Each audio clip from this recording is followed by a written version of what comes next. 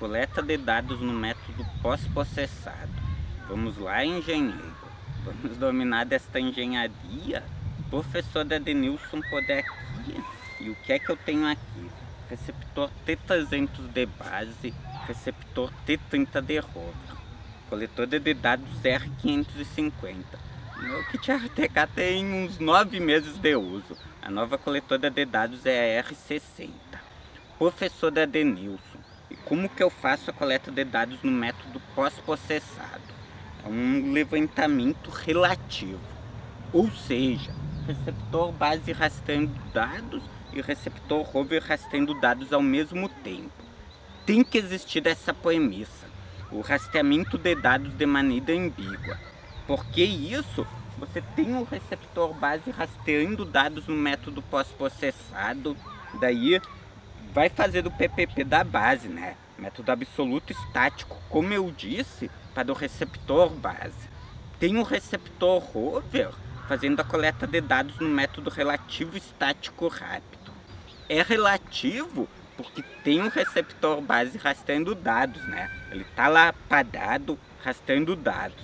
Daí com o receptor rover, você imagine isso, que você está fazendo a coleta de dados no método RTK, chegou em um ponto onde que não funciona o método RTK.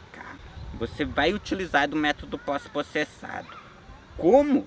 Pela coletora, aqui no Survey Master nós temos a ferramenta estático, que você pode fazer da coleta de dados aqui pelo Survey Master, ou diretamente pelo botão. Porém, perceba o que?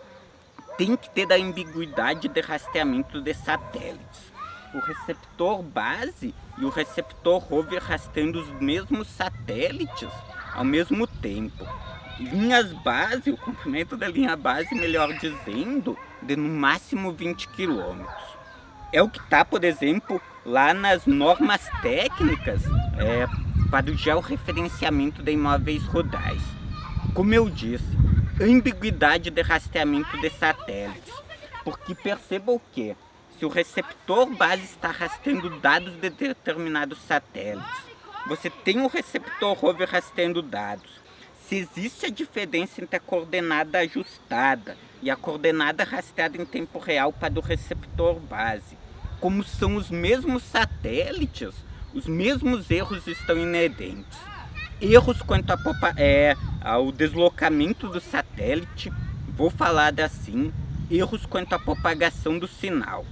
Ou seja, se são os mesmos satélites sendo rastreados, o mesmo erro inerente ao receptor base é o erro inerente ao receptor rover. Por causa disso que tem que ter a ambiguidade de rastreamento de satélites. Com isso eu já respondo uma pergunta que muitos profissionais me fazem. Professor Edenilson, terminou a bateria da base, eu posso utilizar o ponto coletado com o receptor rover? Não no método relativo estático rápido. Quando vê, dependendo do tempo que o receptor rover ficou rastreando dados, você pode utilizar o PPP, por exemplo, né? É um método válido.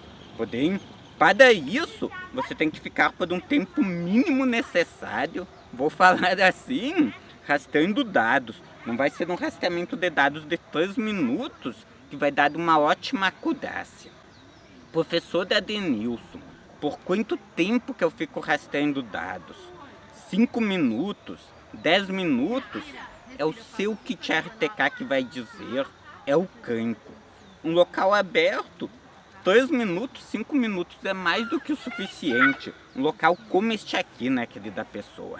Local fechado, pelo menos 10 minutos. Um local realmente extremo, 15 minutos. Eu tenho um cliente que mora em São Pedro da Serra, aqui no Rio Grande do Sul, que ele fica 25 minutos na dúvida. Imagina aquela gota com uma mata atlântica alta. Um local realmente extremo. Como eu disse, em alguns pontos ele fica 25 minutos. Porque faz daí, né, o tratamento, a utilização, melhor dizendo, do método relativo estático rápido, qualquer coisa, dá para fazer do PPP da base. O que mais que eu tenho aqui? Tripé para o rastreamento de dados no método pós-processado. Georreferenciamento de imóveis rurais é essencial. Imagine o seguinte, eu, por exemplo, aqui tô assegurando a coletora, tabacudei, confesso, me esqueci de pegar o suporte para a coletora. Terminei de trabalhar, estava nublado, disse, vou sair de gravar uma aula. Acabei me esquecendo de pegar o suporte para a coletora. Ou seja, checklist no seu dia a dia. Checklist é essencial. Como eu disse, ó, aqui eu tenho o tripé, se você pegasse o receptor daqui, né? Mesmo que estivesse com a coletora nele, imagine isso. Você chega no ponto, coloca no ponto, se ajusta aqui, né? Com os cotovelos, foi mal, formando esse ângulo de 90 graus, pernas uma abertura média e fica segurando aqui. Imagine você ter que ficar segurando o receptor rover por 10 minutos. Você vai tremer, né? É impossível assegurar o receptor rover de maneira firme. Ou seja, como eu disse, você vai utilizar um bipé ou um tripé. Eu já gravei aula falando a respeito, onde que eu disse que o bipé, ele não é tão seguro. Teve clientes que já relataram isso, né? Que o bipé, quando eles viram o receptor estava no chão, eles só escutaram o barulho do receptor, né, com o bipé caindo no chão. Por causa disso eu recomendo o tripé. Vou soltar isso aqui, ó, o tripé, eu paro com duas pernas nesta posição, uma perna na frente, venho aqui, aperto, né, aqui ó, os parafusos, vamos chamar assim, venho aqui e ajusto. Dou uma fixadinha aqui, ó, neste parafuso, a hora que estiver firmezinho, eu venho aqui e ajusto. Tá bem nivelado, solto, posso fazer do rastreamento de dados, seja pelo botão, seja pela coletora de dados. Se for pelo botão, você tem que informar qual é a altura, né, utilizada. Se for pela coletora de dados, você informa diretamente na coletora de dados. Enfim, sem mais delongas, uma série de conhecimentos sobre a coleta de dados no método pós-processado.